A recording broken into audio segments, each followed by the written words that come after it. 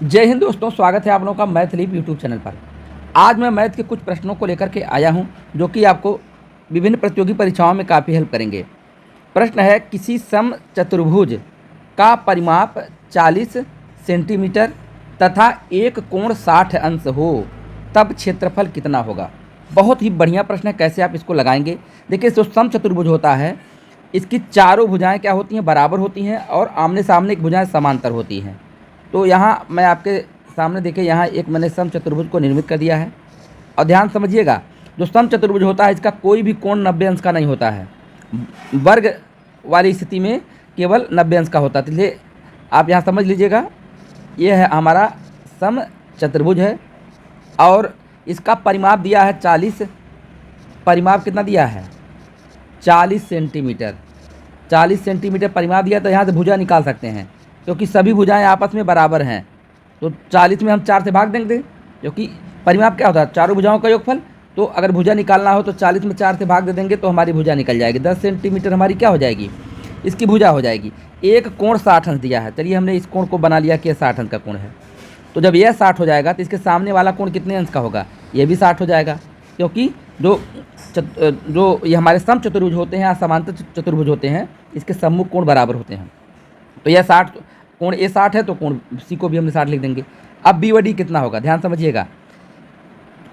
जो समचतुर्भुज होता है या कोई भी चतुर्भुज, उसके सभी कोणों का योगफल कितना होता है, 360 होता है। अर्थात कोण ए धन कोण बी अधन कोण सी अधन कोण डी मिलकर कितना होगा, 360 अंश होगा।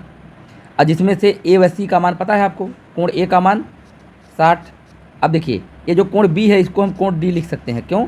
क्योंकि सम्मुख कोण है, आपस में क्या होंगे, बराबर होंगे। तो डी लिख दिया। और कोण सी का भी मान 60 अंश और कोण डी बराबर 360। 360, इसको 360 लिख दीजिए, ठीक है। अब देखिए, कोण डी मिलकर 2 कोण डी हो जाएगा और बराबर 360 और माइनस 60 और 60 जोड़ करके ले जाइए दाहिने पक्ष। 60 से 120 हो जाएगा और दाहिने पक्ष में आएगा ऋण 120। तो 2 कोण डी बराबर हो जाएगा, यहाँ घटा देंगे तो हो जाएगा 240। तो कोण डी बराबर कितना हो जाएगा, 120 अंश हो जाएगा। तो ये भी 120 हो गया, ये भी 120 हो गया। अब कह रहा किसका क्षेत्रफल। तो एक काम करिए, इस बी और डी को मिला लीजिए तो एक विकर्ण तैयार हो जाएगा। और आपको पता है कि जो समचतुर्भुज होते हैं या समांतर चतुर्भुज होते हैं, उनके जो विकर्ण होते हैं एक दूसरे को कर्षित करते हैं। तो यह कोण डी से और कोण बी को हमने देखिए मिला दिया, तो यह एक विकर्ण रेखा हो गई जो कि इस कोण को 2 बराबर भागों में बांटेगी। तो यह 60 हो जाएगा, ये भी कितना हो जाएगा, 60 हो जाएगा। ये भी कितना हो जाएगा, 60 हो जाएगा। ये भी कितना हो जाएगा, 60 हो जाएगा। अब आप देख रहे हैं कि ये जो समचतुर्भुज है यह 2 त्रिभुजों में डिवाइड हो गया। एक त्रिभुज हो गया ए बी डी, अब एक त्रिभुज हो गया बी सी डी, यही ना। तो अब यहाँ मैं लिख दे रहा हूँ, देखिए समचतुर्भुज ए बी सी डी का क्षेत्रफल बराबर हो जाएगा त्रिभुज ए बी डी का क्षेत्रफल और धन त्रिभुज बी सी डी का क्षेत्रफल, ठीक है।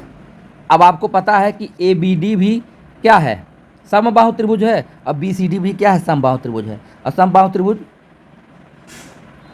क्यों समबाहु त्रिभुज है, क्योंकि आप देख रहे हैं कि सब कोण 60-60 अंश के हैं और जब कोण बराबर हैं तो भुजाएं बराबर होंगी, इसलिए समबाहु त्रिभुज हो गए। तो समबाहु त्रिभुज का जो क्षेत्रफल होता है कणित 3/4 भुजा का वर्ग। कणित 3/4 ये भुजा का वर्ग, यहाँ भी ये भी हो जाएगा कणित 3/4